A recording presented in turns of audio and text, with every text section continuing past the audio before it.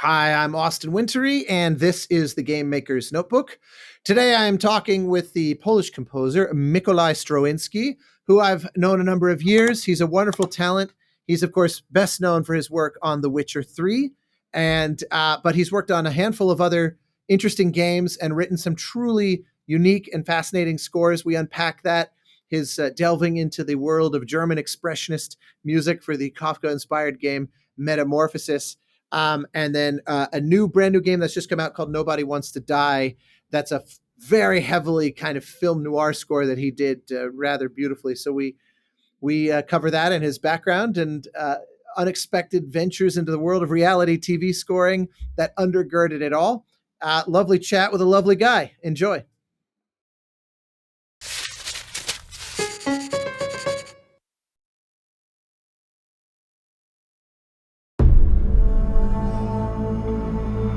By order of the Emperor of Nilfgaard, for the murder of the wounded, looting, cannibalism, you are hereby sentenced to death by hanging or torment.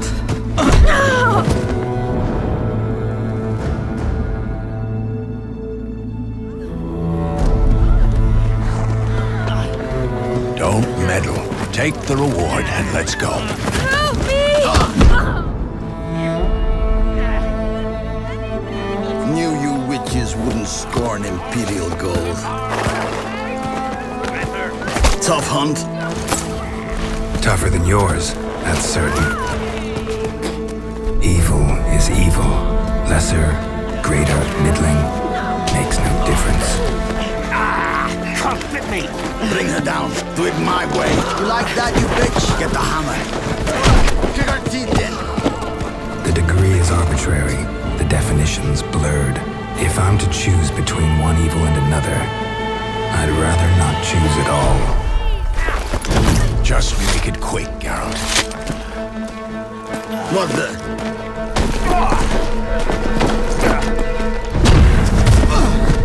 Close your eyes. Hit him.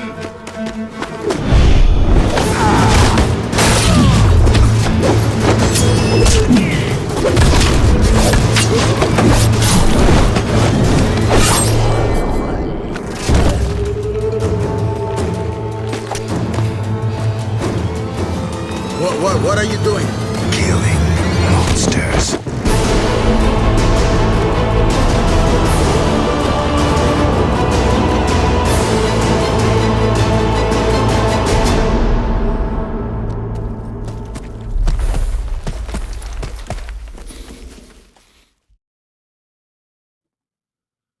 All right, Mikolai.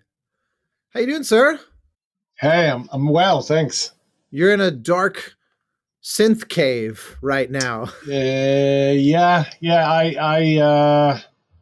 don't like it when it's very bright, and it's just that's what it is. It's much brighter here than the camera shows. It's an HD camera, so it I guess it captures it gets more light in, but Yeah. it doesn't show it.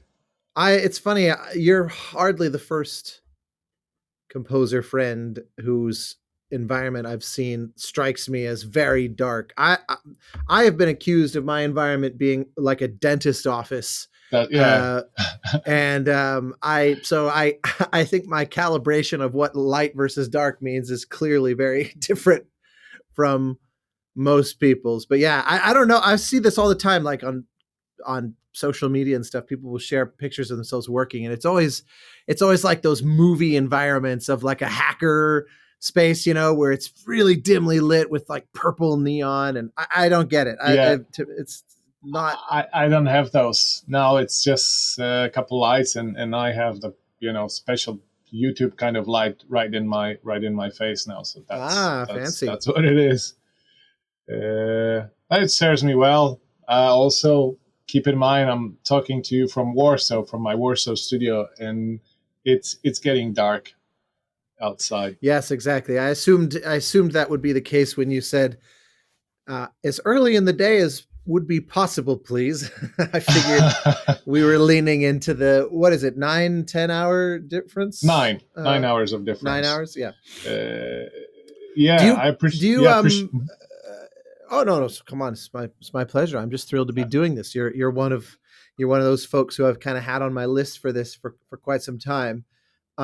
So are you do you I realize I haven't seen you around here in a while now. In LA, yeah. What is your current LA relationship? I have my house in LA. I have my other studio in LA. And since more or less 2019, I've been spending 3/4 of a year here in Warsaw and 1/4 of a year in Los Angeles. That's the truth. Due Wow. to family I didn't reasons. realize yeah, I didn't realize it had been that long, that it had been that Yeah. one-sided. I haven't been very informative about it, and I enjoy people guessing on Facebook where I Shrouded am. in mystery. Yeah, Yeah, fair exactly. enough, fair enough. But Well, there, in that case, we'll revise you this to say you are speaking from a top secret, undisclosed location. It has a very nuclear bunker look anyway.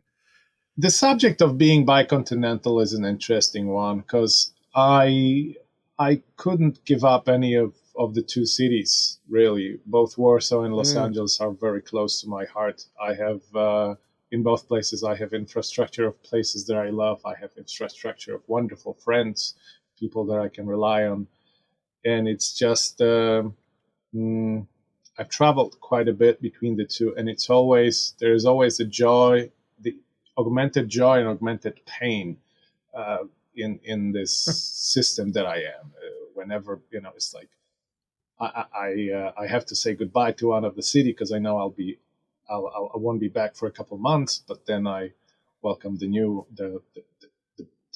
one or the other one with all the people and places and and customs and culture. LA and Warsaw are very different, much like Poland and USA in general. yeah, sure. Mm. I don't have much experience with Poland, and but but it's quite evident within 5 minutes the differences and just the general baseline predisposition. Um, well, let's start. I guess this idea of home and finding one's place, because I realize I don't actually know this about you. I don't really remember if I ever knew how you kind of found your way into this world to begin with. I don't just mean professionally and whatnot, but I mean from childhood and that sort of thing. Where did all this start? And walk me through that. It started in Kenya, in Nairobi. That's where I was born, and I lived there for about 3 years. Then I moved to Nigeria, where my sister was born, and then my parents came back to Poland, where What I had taken them there? uh, What occasioned them going there? sure, my father, after dropping his work as a jazz musician, as a jazz trumpeter, he moved to international foreign trade, and he got a job, 5-year contract in Africa, which was great thing to do during the communism time in Poland. That was, Mm, you didn't, it wasn't best place to be here in Poland during that time. yeah, sure. So we traveled. Well, I didn't travel. My parents traveled, and I came back to Poland in about 1984 ish. And then I was here in Poland until I was 21. And my heart, somewhere along the time, my heart discovered jazz, and I needed to study it where it comes from, which is United States. Not New So Orleans, what? though, but Boston. Hey, well, U.S. in general, pretty good hotbed for it. Yeah. But so wait, you said your father had given up this path. What did that play a role in you discovering it, and what was his reaction to your interest in it? I mean, if it was something he had kind of Oh, quasi rejected, did that have any bearing? his musicianship on me? Yeah. Yeah, and his just also what was his opinion when you just found this love of a thing that he had kind of Oh, it was like stepped for back the from? until I was 15, I wasn't really keen on practicing piano. But then I was 15 and I discovered Oscar Peterson, Earl Garner, and those traditional guys. Bill Evans. Later on, I focused on Chick Corea and Brad Meldo and modern pianists more. But when I discovered Oscar Peterson, they couldn't take me away from piano for like 10 hours a day. From like it went from literally from like, Mikolai, time to practice, no, to like, Mikolai, can you stop practicing?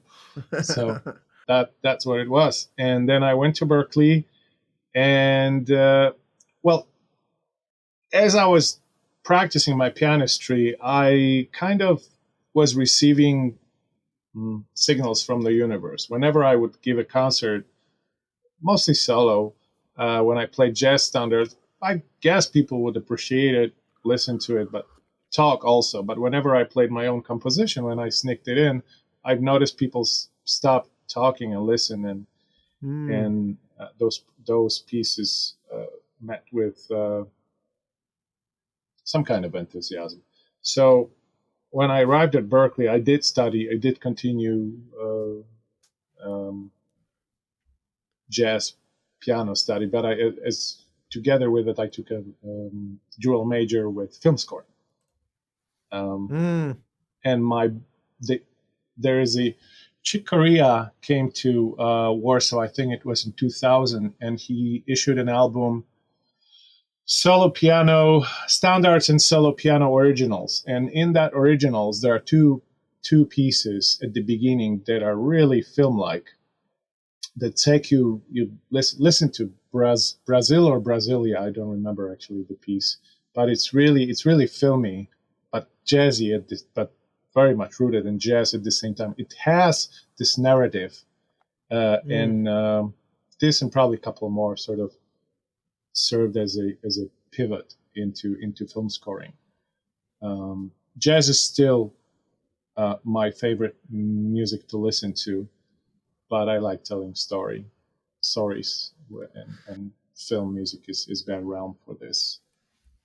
So then what were the steps? I mean, obviously going to Berkeley is going to be a pretty major one. That's a lot of people's, that school in particular is a lot of people's kind of first steps into the world of actually professionalizing being a composer. But what was your path? Because I know some part of this story, and I'm curious to see kind of where my knowledge intersects with how you tell it. You know, like at some point, it's all new information to me until some point, and I'm curious to find that. Are you asking me about my further steps into my sort of development and career?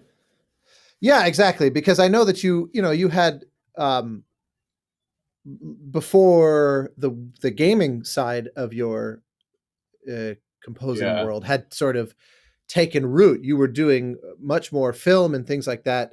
Initially you had, I had a similar path myself. I was doing a lot of independent films and things like that before I ever got going in games.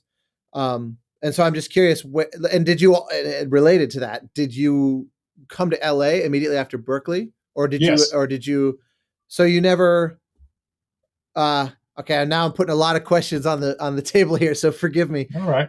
Because then I'm curious when you're, like you said, 2019 is when you've been kind of maintaining essentially 2 residences. But was there ever a chapter where you were pretty much based solely in Poland, or were you just like, I am now, a Hollywood composer straight out of Berkeley? No, I went to Berkeley. I came to Berkeley, to Boston in 2001, and in 2004 I moved to Los Angeles, and I stayed there. I would maybe come for a couple of weeks during the summer to Poland, and then back to LA. Okay, got it. So this is a much more recent phenomenon to be that kind of shared between the two. Yeah, you might say poles. So. Yeah. Yeah. All right. So then back to my sort of initial mess of a question here. How did you manage to get things rolling? Professionally, right? Yes. Unless you're wanting to tell me like, well, this was my experience, with relationships and Well, when I moved to Los Angeles, I got a job with a prominent uh, TV composer.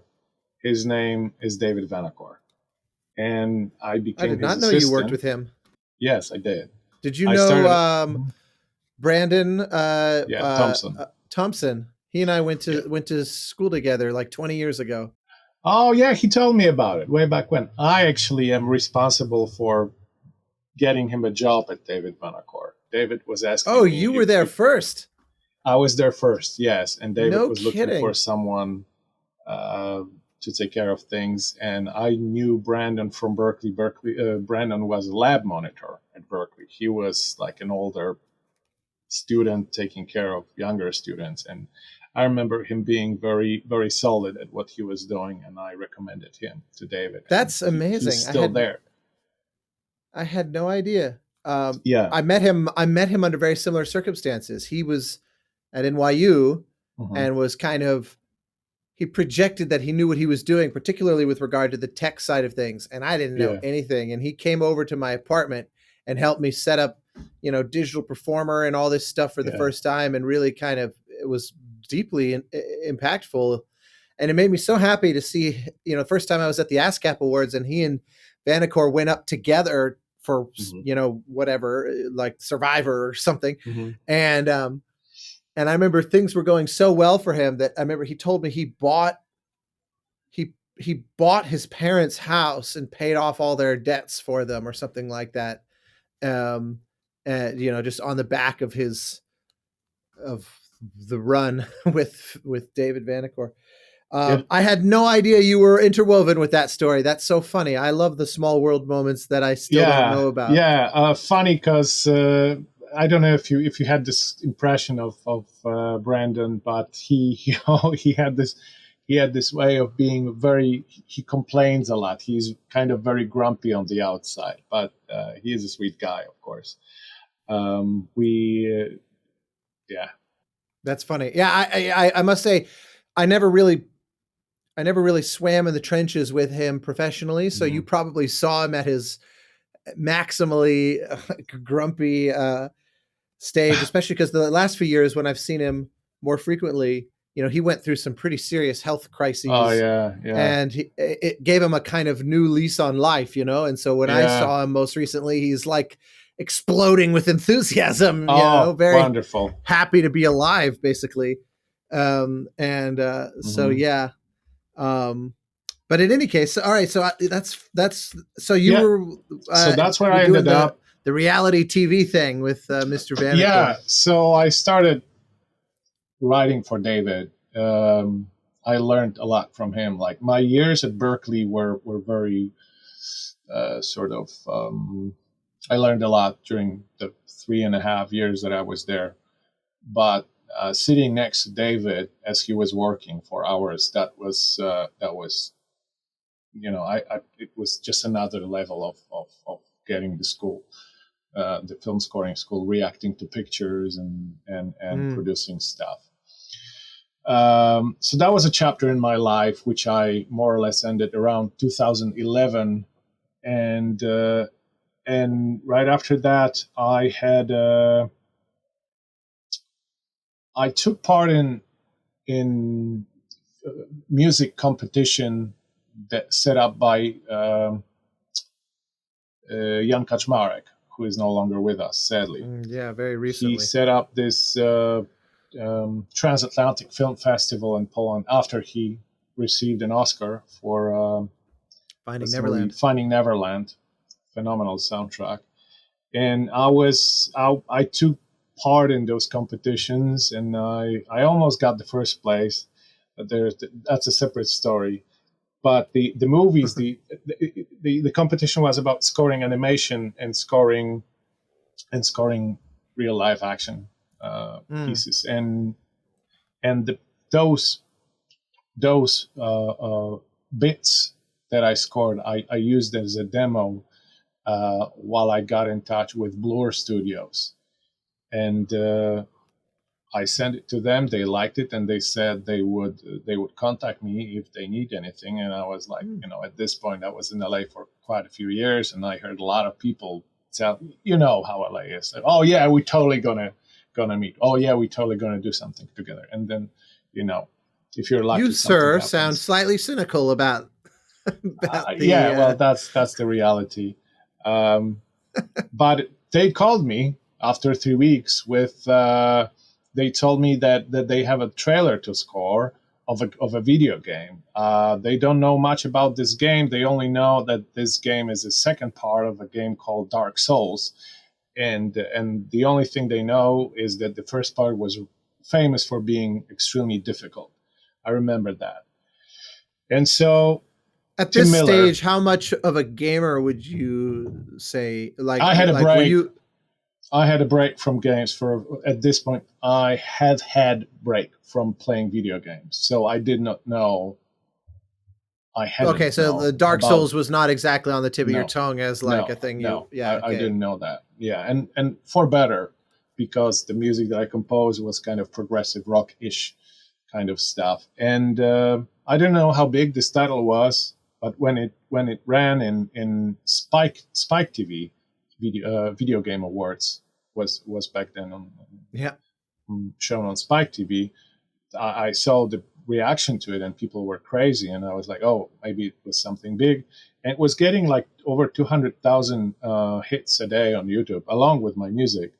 And so that woke interest in CD Projekt. They invited me for lunch, and the launch led to me applying for The Witcher. I thought I would be getting the game, but no, there was a huge chapter of fighting for the game, and I had to compose a demo, which won me the project. And so that's in parallel to this, I was already doing Vanishing of Ethan Carter as well, which got me a DICE Award nomination in 2015, I guess, and that put me on the radar of Cheryl Tiano, who was my agent for a couple of years after that.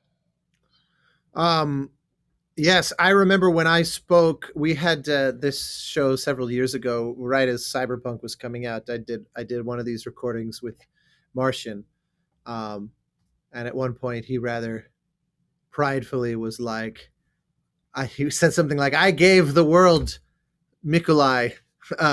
Something like that. This idea of putting just by adding you into the fold of The Witcher. It's astounding to me the impact. It still blows me away. I mean, it's just far and away one of the single most enduringly impactful games in the kind of public conscience of gamers to this day. I'm assuming that when you were first talking with them and the demo process and all that was being worked out, did you have a sense of how? I mean, I imagine it's inescapable knowing how big they are, just because my impression from talking to Martian was that in Poland they're like a major employer and whatnot, and they have a sizable impact, just broadly speaking. On what?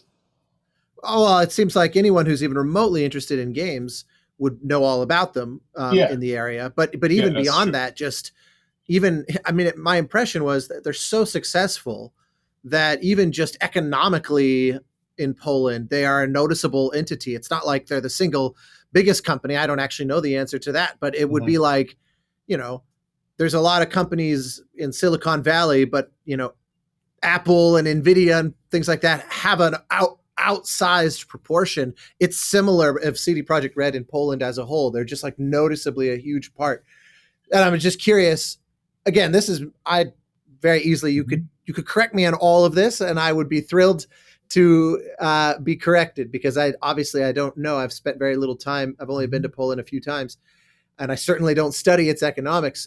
But it would make sense because because CD Projekt Red is one of the single biggest and most influential companies in all of gaming, and it's a huge industry. And so it seems like to apply for a gig there, you would have to have a sense that this is a pretty massive opportunity. I would think that was basically a long road in. No, but that was really far from it, Austin. No, well, amazing. I will risk to say that CD Projekt became really huge entity after Witcher 3.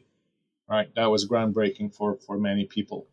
For sure, that was like a whole new level of success. Yeah. It triggered my career. It triggered Marcin's career. It triggered CD Projekt's career in general. I kind of, well, when I started composing for the demo, and then also when I was composing for the game itself, I knew the books. I read Sapkowski's 5-volume books twice, and I enjoy it immensely. Amazing. That's an amazing thing to read. Very, very good. For some reason, it's not that great to make a movie from and to make a TV series from. Well, I think that just depends on the writers. If Henry Cavill's I don't know. I mean, people keep trying, and it's never a full success. I think it's because there's so many, forgot the word, so many characters, so many stories interwoven together, and it's really difficult to show it in the linear media like film or TV series. However, I kind of suspected that it would be great because, like I said, the books were amazing. I knew the world. I knew within books. I knew the stories, the sense of humor that Sapkowski has, and I enjoyed writing music very much. It wasn't much work for me. It was pure joy. This much I knew. When it exploded, it was like, oh my God, this is really big. Walk me a bit through the process. How long were you working on it? There's a huge mountain of music in the game, and I'm, curious how it kind of was divided up, and just how you approached it. Sure. Well, Marcin was in CD Projekt. I was in Los Angeles when it happened. So Marcin was my person of contact, and he was wonderful to work with. Marcin is very organized. He's very he keeps his hand on the pulse all the time, and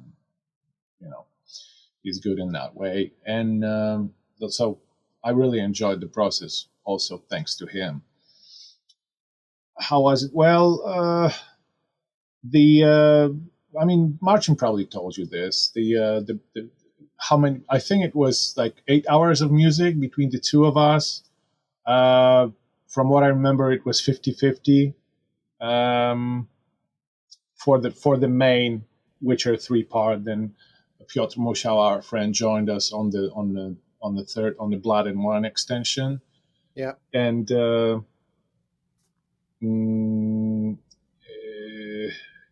exploration 3 layers, combat 3 layers, intro, outro, looping. But was all this basically just dictated to you, where it was just, you're hired, here's the approach, have at it?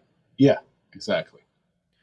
How much even like sonically and aesthetically did you feel like it was sort of, here are the ingredients to work with? Like if you had said, I want to, get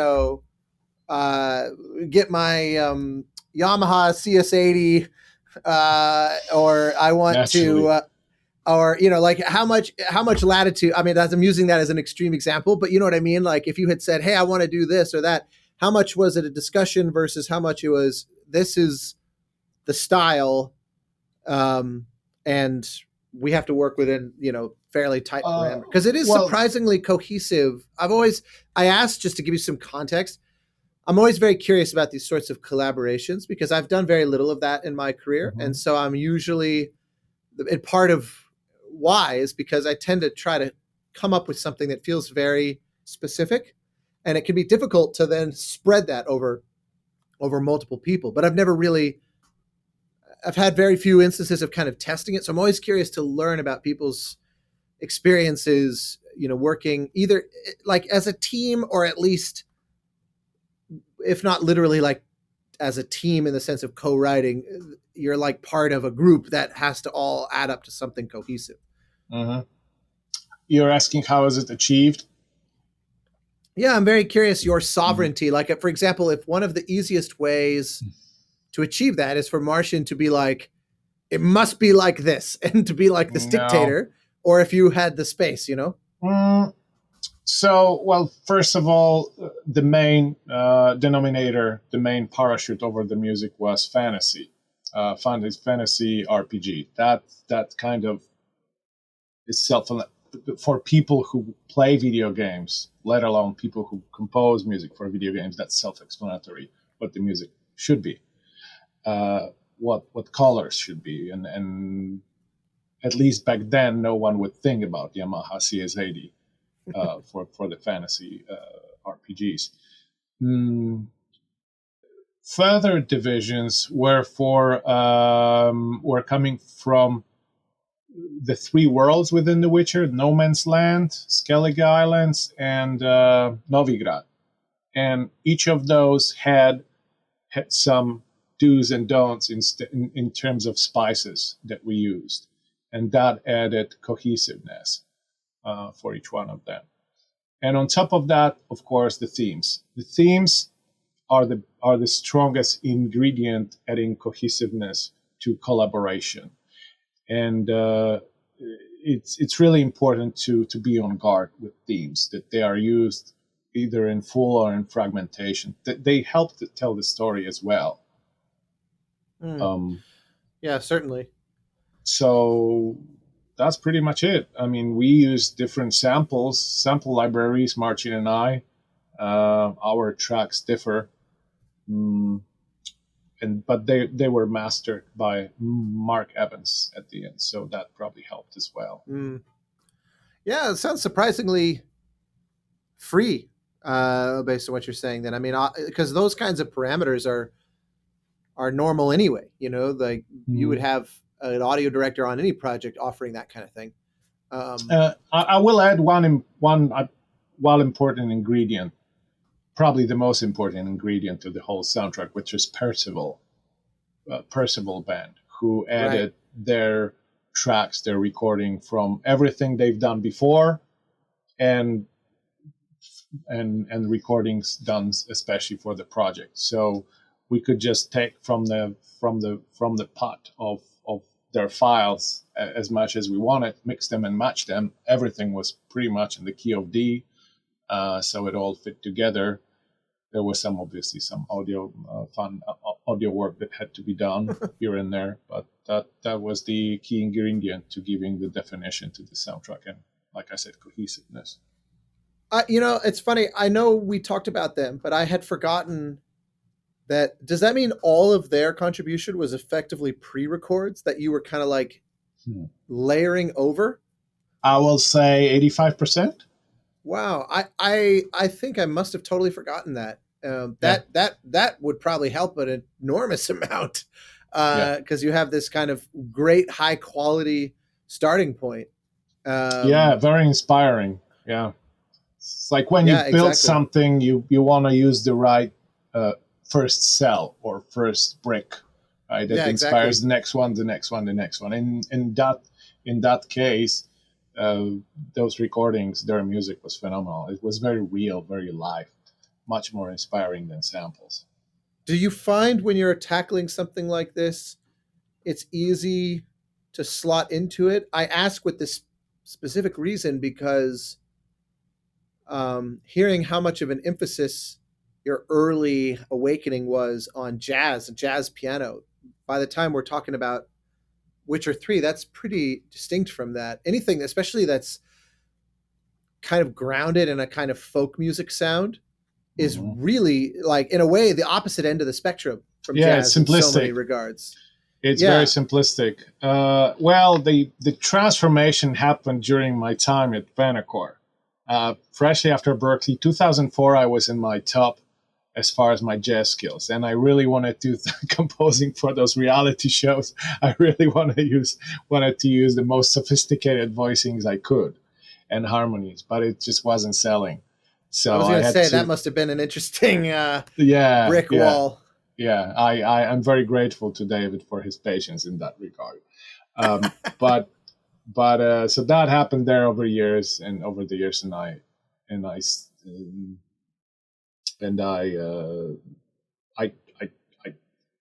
transferred into new musical But it life never really identity. leaves you.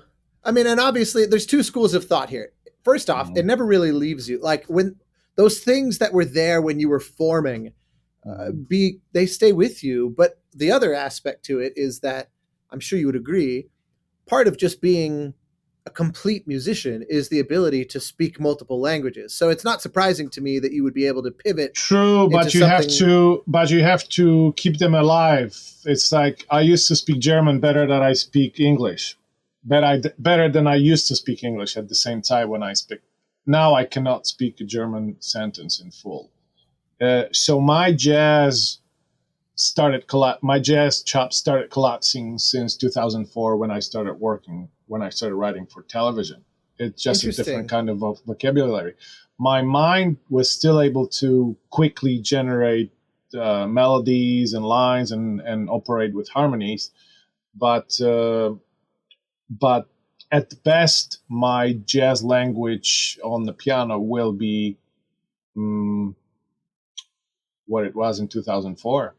I kind of, in order to get something new in your life, you have to let go of something else. So that happened. So that is why, and we don't have to talk about it quite yet, that is why projects like Metamorphosis with that I did I'm with Gary definitely going to ask Scheinman, about those. Yeah. Metamorphosis, and Nobody Wants to Die as well, which is my most recent one, were places where I can revisit this at least part of this vocabulary. Yeah. Well, I mean, look, that's I'm certain that there will be plenty of people who were interested in this overwhelmingly on the basis of your connection to The Witcher, because that's the nature of working on something that has exploded.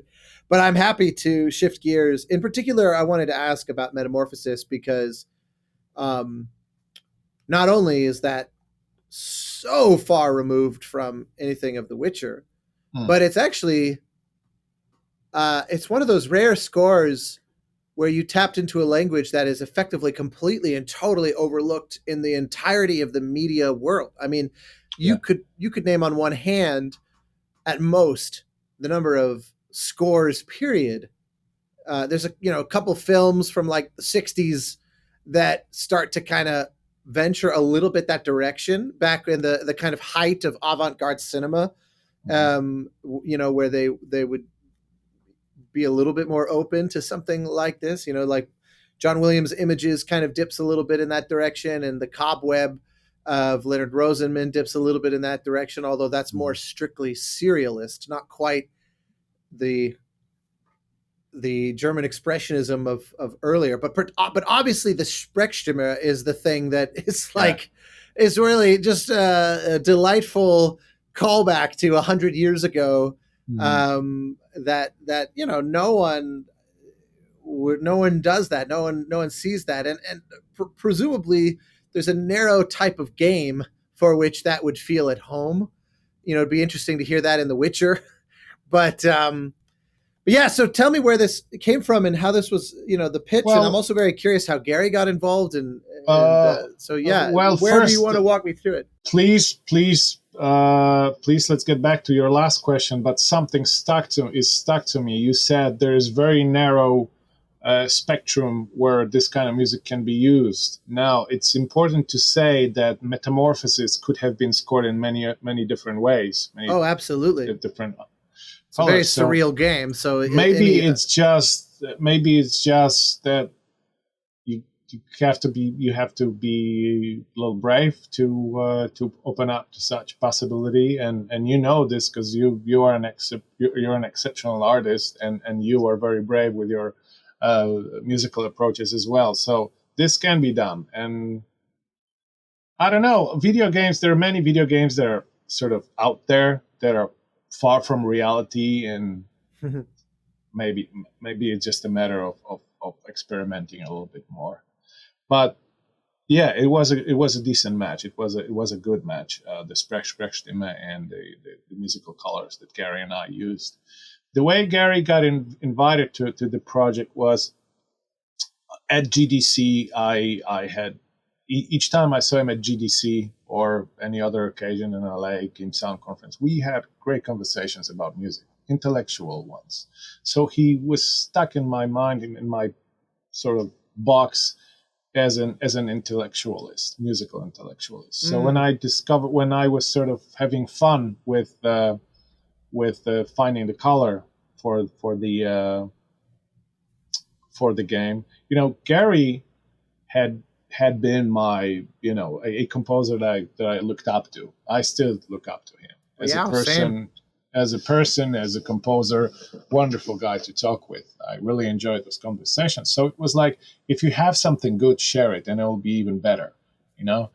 That's how I thought of it, and I invited him. He said yes. The pay wasn't great. It was quite small for what we can make in the video game world, and maybe that was another reason why we had more courage with it. Lower stakes. Yeah, possibly, and it with all the freedom, without any stress.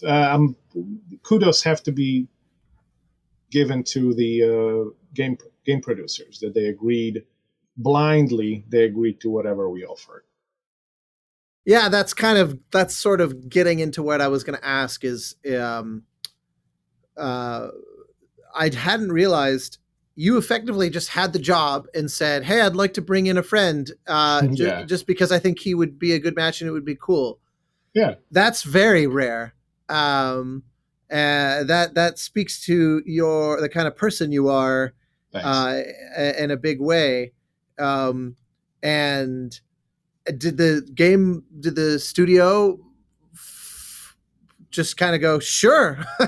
Like, did that was there any sort of, I mean, I can't imagine they hated the prospect of the BioShock composer joining, especially knowing the kind of language that you were tilting in. I mean, Gary's one of the only people that has something even kind of close to that already, kind of proudly on display in his resume. But still, that must have been an unexpected suggestion from you to them. Yeah, but I think the definition, the core of the game is weird and unexpected. I mean, you become a cockroach. True. Yes. An insect. Yes, I played it. And you see only those little legs. Yeah.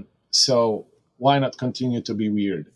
I think they had a discussion. I wasn't present at the discussion. I emailed them or called them. I don't remember. They had an internal discussion about it, but it was a pretty quick yes.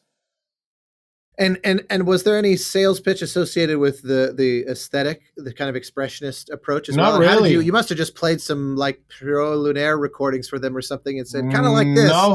No, really? It was the magic of our credits together that they trusted us with. That's amazing. Yeah, what year was 20 feels like it wasn't that long ago. Yeah, it was 19, 20, somewhere around there. 18. Oh wow, it's already been 6 years. My God, man. Time. Scary. It was, I can't remember what else was coming out that year, but I remember it stood out. I mean, it was just so striking. And it sounded really good too. I mean, it was one of those, it wasn't just the language, but you actually produced it thoroughly. Like, it did not feel like this kind of music. You can't really cut a corner, it's so particularly with the vocals, it's so built around the expression of the performers. It's not really the kind of thing that any sample could hope to even come close with.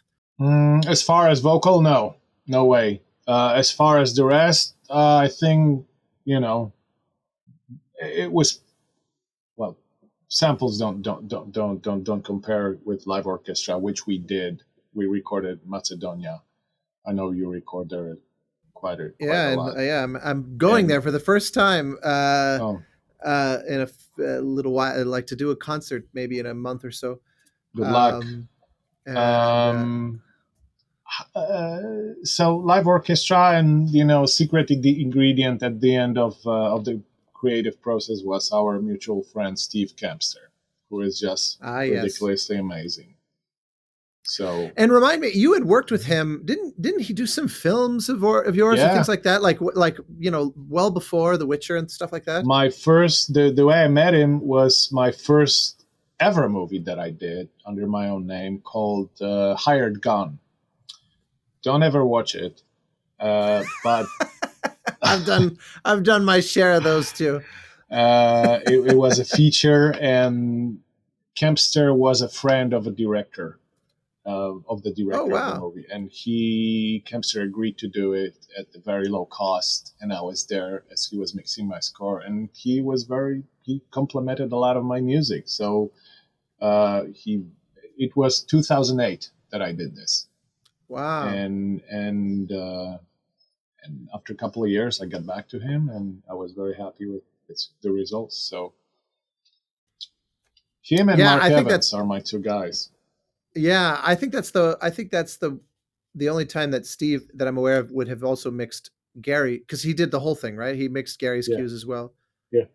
Yeah, I think that's the only time they've crossed paths. But yeah, Steve, I just spent a week at his place Mhm. this past week mixing some new stuff, and yeah, it's a dream. He's so phenomenal, a real intuitively musical Mhm. touch. Sometimes Yeah, mixers exactly. are very technical, Mhm. and that's a very technical job, so they should be. But at the same time, I'll never forget something he said to me. I remember we were mixing something 10, 11 years ago, and I read like on Variety that day, there was a quote from Hans Zimmer where he said something like our mix for the score to, I think it was The Dark Knight at the time, whatever was current in that moment, Inception Mhm. or one of the really big Nolan scores. He goes, I'm fairly certain we've broken the all-time record for number of tracks in Pro Tools on a score mix, because it was like the score mix just to get to the dub stage was like multiple Pro Tool I rigs remember running that. like 2,000 channels or something, right? Mhm. And I remember I said that to Steve. We were in the middle of mixing, so I was like, Alan Meyerson. Alan Meyerson is doing like a 2,000 channel mix. Like I'm like teasing him, let's up our game. We need more channels. And Kempster had the most perfect response. He goes, I think Sergeant Pepper's was a 4-channel mix or something. It's something like that. Uh-huh. And it was such a perfect distillation of like what matters, at least to him. And it stuck with me because I remember thinking, yeah, I guess Well, I don't think let the music decide. I don't think Hans was talking about it because it mattered to him. Hans knows how to talk about how to advertise himself, right? So that's he Well, and mentioned it, all, I'm sure, well, of course, no, I'm not trying to kind of like backhand Hans in the process. I mean, there's a silliness to the gamesmanship of it all, but yeah. I also can appreciate that when you're on a blockbuster film like that, so much you have to over deliver because the music editing is going to be how Mm, you get to the dub stage anyway. mm, And so it's better to have more than less, mm. basically, particularly with that aesthetic. So yeah, no flack intended, but I just remember it stuck with me because I thought you could hand him a single mono file of the sound of like a pencil tapping on a table, and he will find a way to add just the right amount, and then you're good and you don't need to do anything Mm. more. And it really kind of helped shape my outlook on the whole process, honestly. um but anyway, Yeah. um I guess the moral of the story is more Sprechstimme in games would be a good trend. Yeah, sort of also being aware of the styles in the vast music library that's been done through ages, and being brave enough to apply those to modern projects. And again, much like in collaboration with Marcin, the themes were crucial to make it all cohesive. We both wrote the same amount of minutes, which was like, I don't know, 11 minutes each or 12. Is it that little? I thought it was Yeah. like maybe an hour of music or so. Is the game that little? Yeah, it's pretty little. And well, that certainly made the production of it slightly less of a challenge. You don't have to spend 10 weeks in orchestra sessions. No, it was. I think it was 1 day, maybe 2 days. Yeah, exactly. I would remember. think. Not that this is the easiest music to play, because they're, finding where you fit in these kinds of harmonies is not automatic for orchestral musicians, particularly if they're used to, like in Macedonia, they'd record lots of films and games and commercials and music, like backing tracks on songs and things like that. And they could kind of clock their role, like, okay, the cellos and basses, we're pretty much the root of the chord, and the violas are used to, same thing up an octave, or maybe a little figurated pattern. Like there's a lot of things they probably get very used to that this sort of score makes them remember, all that training I did was for something. Now today we use it. They were very actually appreciative. They were vocal about how much they appreciate playing music like this. Oh, I'm sure it was probably the highlight of 2018 for them. Well, so tell me about this new one then, because after everything that you're saying, I can really appreciate now how much returning to the kind of jazz language must have been so cathartic. I played through about half of the game, and I listened to the entire score. And you are a central part of the atmosphere of this thing. I mean, this game leans heavily on the score's ability to kind of coordinate the classic noir vibe. I mean, they obviously are not afraid to go with the grisly overdub voiceover monologuing and things like that, but it wouldn't work if it weren't for the score, in my estimation. So walk me through. It's a Polish studio, right? Yeah, Critical Hit Games. What do you want to know? Everything.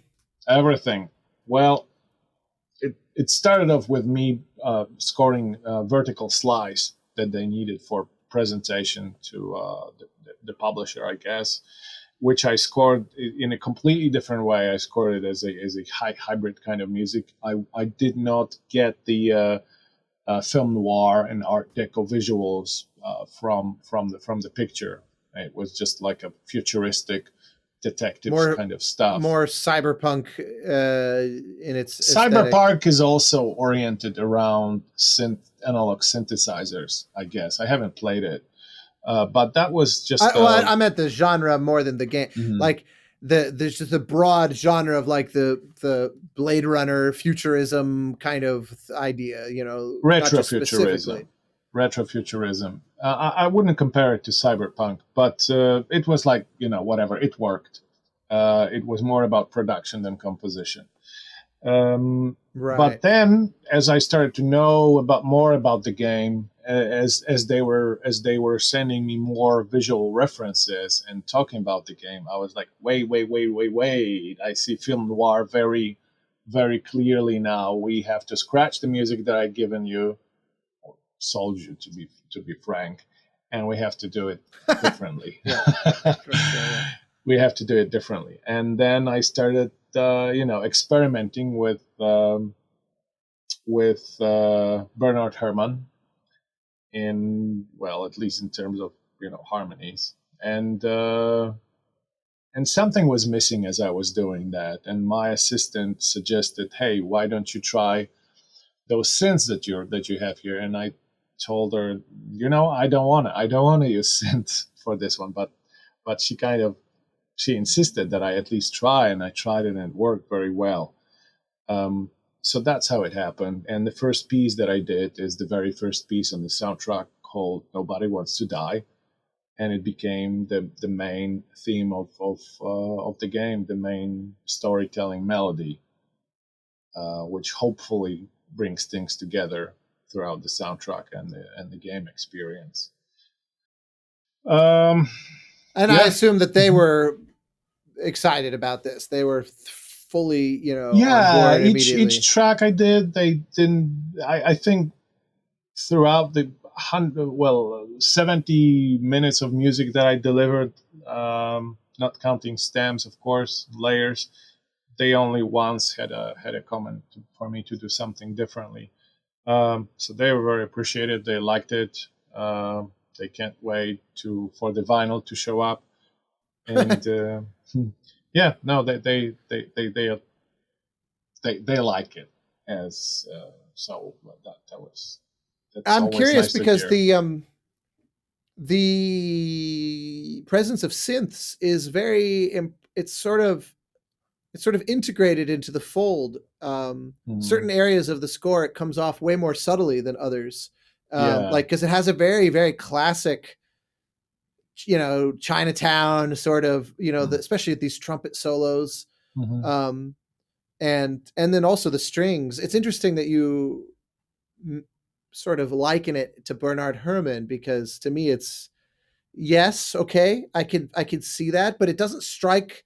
It's far more, like You're right. Sunset Boulevard and Maltese Yeah, Falcon, yeah, yeah. and it's very much of that ilk in a way, and it's so committed to it. I mean, it's just it's so deeply in that pocket in a way that's very endearing.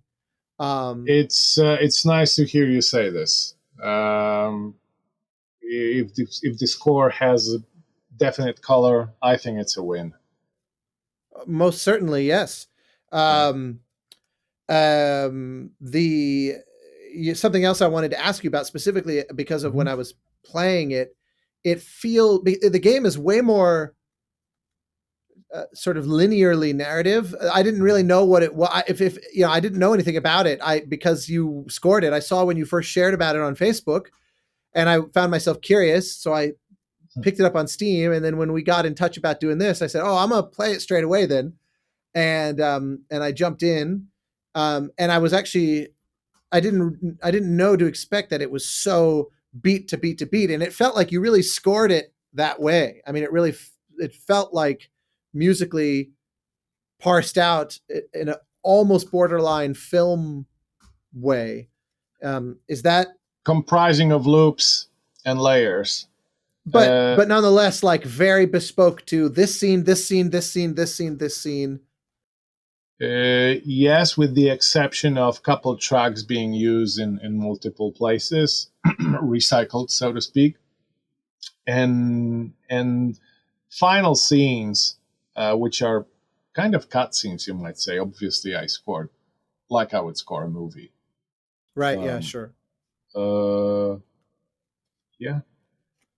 Was that linear experience very much with multiple well, endings. I'm just always curious about different folks' mileage in this way, because I'm always kind of getting myself into mischief, trying to make things sort of maximally dynamic, and I kind of kill myself on that. And not every game needs it, though, is the thing. And so sometimes I'm kind of walked off the ledge by my collaborators, saying it's actually fine to just play a regular old piece of music right here, or a simple loop that has absolutely no verticality to it. And I found myself curious, because the atmosphere is so crucial, that I found myself thinking, this felt like a situation where if I had been working on this, I might have been tempted to bring in all these different elements of real-time kind of dynamism, because there's, you have to navigate these scenes, and you're obviously kind of scrubbing time forward and back and stuff. And I found myself going, oh, there's all kinds of things I might want to play with, but the through line of the atmosphere, I was kind of playing devil's advocate with myself, going, actually, if the music were jumping around as much as the visuals and the gameplay and the kind of narrative aspect of it is, it might actually lose that quality that holds it together. I was just curious if this is me just projecting process onto it, or if any of this kind of came up. What you're describing also has to do in film. You have different ways of scoring a movie, a linear media, and you can be very close to the events on screen and highlight from the extreme case of Mickey Mousing everything to just letting things exist by themselves without music, or music continuing itself and the film doing its thing, and it just magically works. So accentuating everything that happens in the gameplay. Yes, you're showing certain skill, very useful skill, but question is if it's needed. Yeah, for sure. Like you said, especially I don't know. Have you? Well, you probably did, but I don't know if you agree with me. But detective investigation tracks are about helping the player focus on a task, helping the player to solve a mystery, right? So you really want to build a correct background that helps the player to focus and solve a puzzle. And accentuating everything, a lot of things might throw him off from the task, I think. I would come down to how it was executed. Did you ever play L.A. Noire? No. Because that's an explicitly, that game puts it right in the title, just like Cyberpunk. But there's one of the mechanics. It's like an open world, Rockstar game. It's not unlike GTA, but it obviously hitches its star to this style very conscientiously. One of the things, though, to your point, that they did, that I must admit I was not crazy about, but I loved the experimentation of it, but I didn't love the execution of it, was that they explicitly used the score as a mechanic when you are finding clues, trying to go to a crime scene and work out, what you need in order to solve a case. So you go and it tells you literally a pop-up thing the first time. It says, when the music stops, you have found all the clues. And so the very idea of there even being music when you're at the crime scene means there's still clues to be found. I appreciated that music was being like the atmosphere of the film noir looking for clues vibe that you're talking about. They put that right in front of the player and they were like, use that. But then what would happen is the moment you found a clue, it would outro and then you'd be left in silence. And so it made the music, to me, kind of relegated the music to almost like a form of sound design by saying your goal is intrinsically to get rid of the score. And I didn't love that, but I thought it was cool that they wanted the player to be so aware of the music that not being there meant they'd actually achieved something. That's interesting as a concept to me. But that's a trick also done in Batman games and Far Cry games. When you clean out the what you may call it, the places that's full of enemies, outposts, right? When you only know that you still have a bad guy to kill because the music is still looping.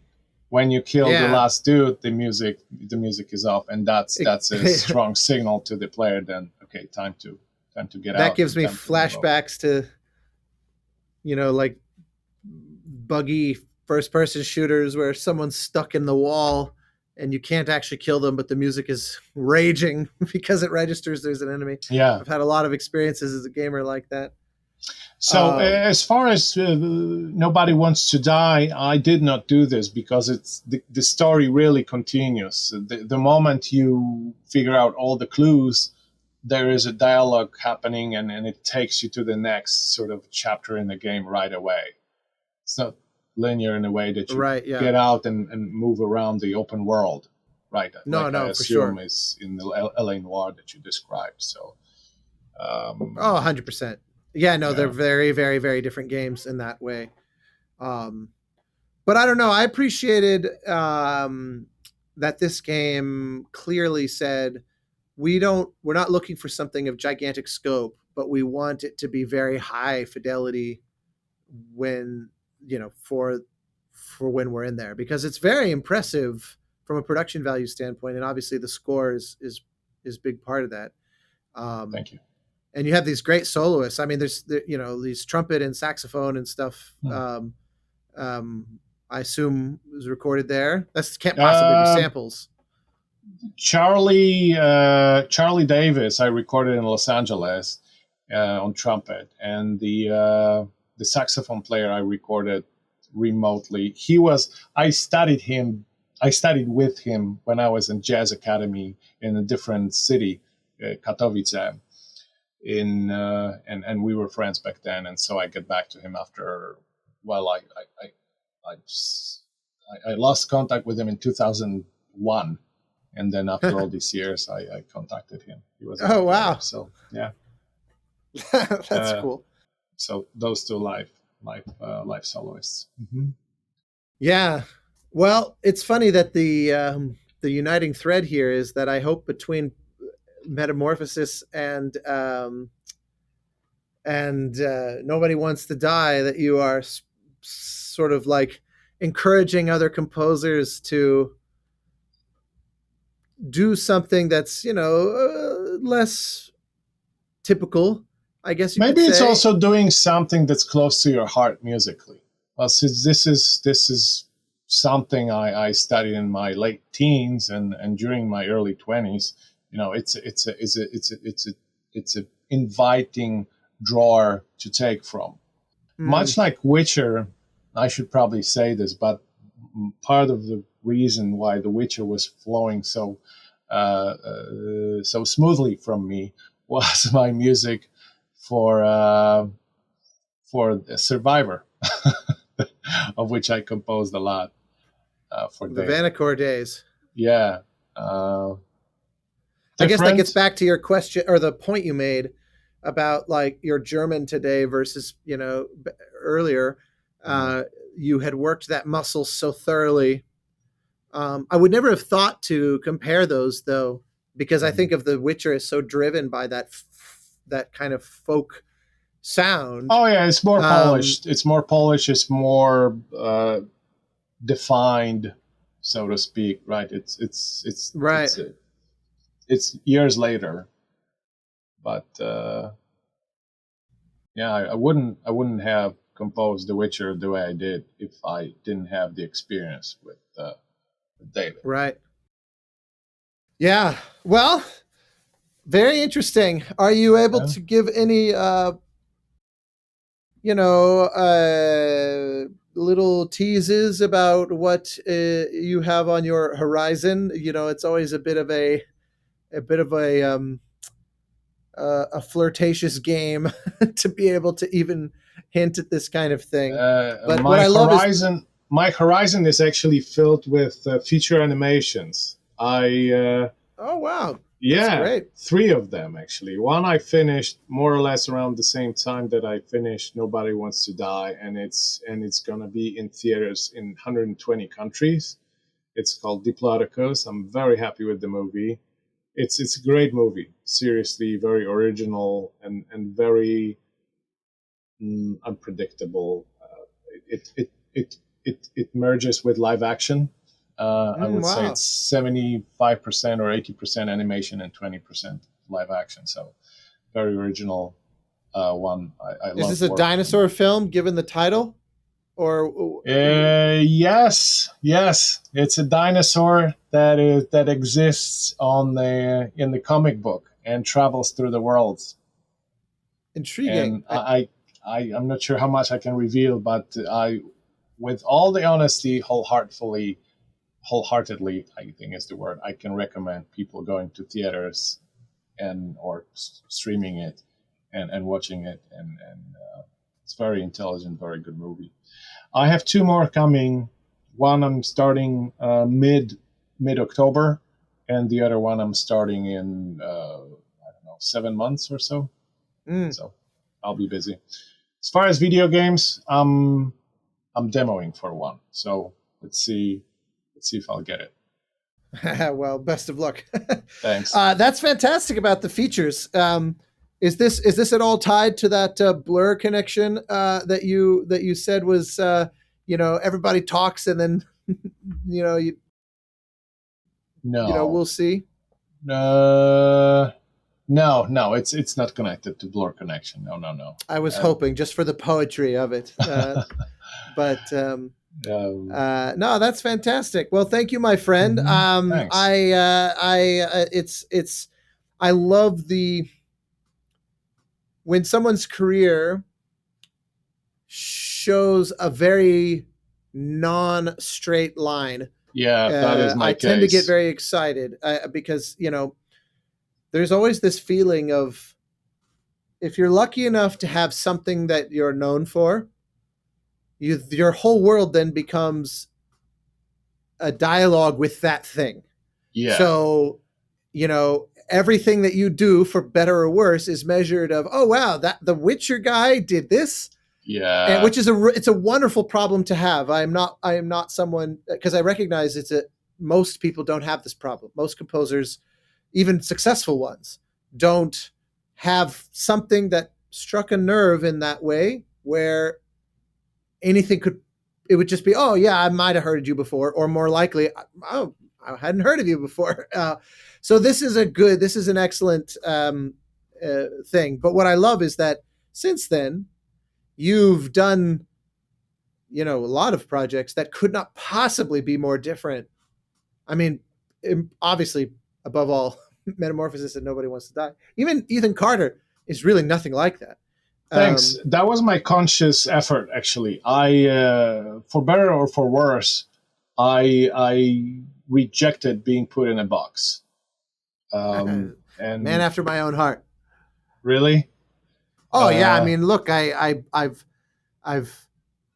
anything that has ever come along that was remotely different from Journey, I've jumped at the chance to do it, and not because Journey was one of the greatest experiences of my life, but it's the same thing. It's the idea of I would love to potentially broaden my own horizons, just to try things that I've not done exactly before. And it's not only that you don't want to be put in a box, but there is so much there are so many wonderful projects where you can showcase your artistry and help telling the story, and in different colors using different paints, and maybe with some luck your initial musical personality will still